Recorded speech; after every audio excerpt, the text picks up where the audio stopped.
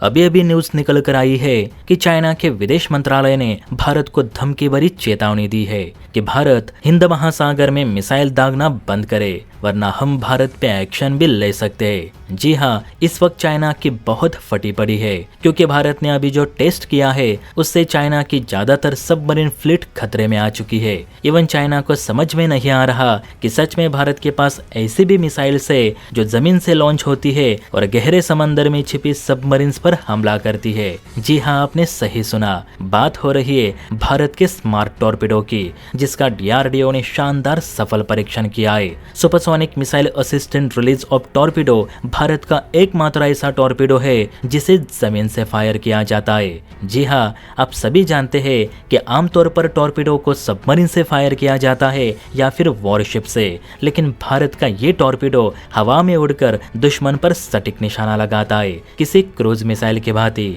इसीलिए तो डीआरडीओ ने इसे स्मार्ट टॉर्पेडो नाम दिया है, जो 700 किलोमीटर दूर तो 250 फीट नीचे गश्त लगा रही सबमरीन को तबाह कर सकता है। अभी जो बंगाल की खाड़ी में इसका टेस्ट किया गया तो जानकारी के अनुसार सबसे पहले इसे कैनिस्टर से फायर किया गया, जैसे कि ब्रह्मोस मिसाइल लॉन्च की जाती है। उसके बाद इसने अपने सीकर और नेविगेशन की मदद से उस डमी जहाज को ट्रैक कर लिया जो बंगाल की खाड़ी में करीब 40 से 50 किलोमीटर दूर रखा गया था। ट्रैक करने के बाद ये टॉर्पेडो सीधे अपने लक्ष्य की ओर पहुंचा और बिना कोई गलती के अपने टारगेट को हिट किया, जैसे कि आप वीडियो में भी देख सकते हैं। ये पूरा परीक्षण नेवी और डीआरडीओ के मानकों पर खरा उतरा, जिसके चलते अब इस स्मार्ट टॉर्पेडो का नेवी में शामिल होने का रास्ता लगभग साफ हो चुका है। Supersonic missile assist release of torpedo यानी स्मार्ट टॉर्पेडो का परीक्षण करने के पीछे सबसे बड़ा रीजन यही था कि भारत चीन को ये दिखाना चाहता था कि उसकी जो स्पाई सबमरीन से जो इंडियन ओशन में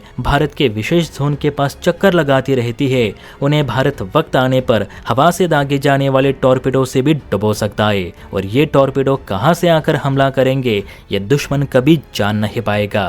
कहते हैं डीआरडीओ ने इसमें हाई टेक्निकल वाले एंटी जामर सिस्टम लगा रखे हैं, जिस वजह से चीन के जामर्स इस टॉर्पेडो को दिशाहीन नहीं कर पाएंगे।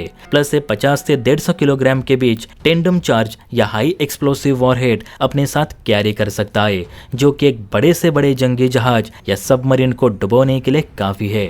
बताया तो ये भी जा रहा है कि पाकिस्तानी न्यूज एजेंसी डॉन और चीन के ग्लोबल टाइम्स ने इस परीक्षण पर आपत्ति दर्ज करानी भी शुरू कर दी है। उनका तो यही कहना है कि भारत हवा में उड़ने वाले टॉर्पेडो बनाकर और उनके परीक्षण करके आखिर साबित क्या करना चाहता है। भारत ऐसे हथियार बनाकर सिर्फ युद्ध को ही बढ़ावा दे रहा है।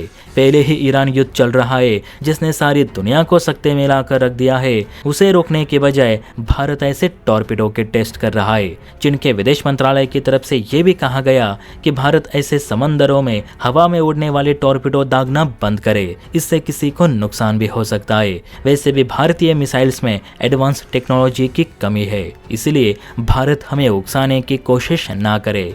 अब देखिए दोस्तों, जब चीन के पास भारत के किसी भी हथियार की काट ना होना तो वो ऐसे ही बेतुके बयान जारी करता है। खैर, चाइना के बयान तो आते ही रहेंगे, लेकिन यह भारतीय नेवी के लिए बहुत ही बड़ी उपलब्धि है कि उनके पास अब एक ऐसा हथियार आ चुका है जिसके बारे में दुनिया के आधे से ज्यादा नेवीज को पता भी नहीं, और ये सब हो पाया डीआरडीओ की वजह से। तो हमारे साइंटिस्ट के नाम एक जय हिंद जरूर लिखे।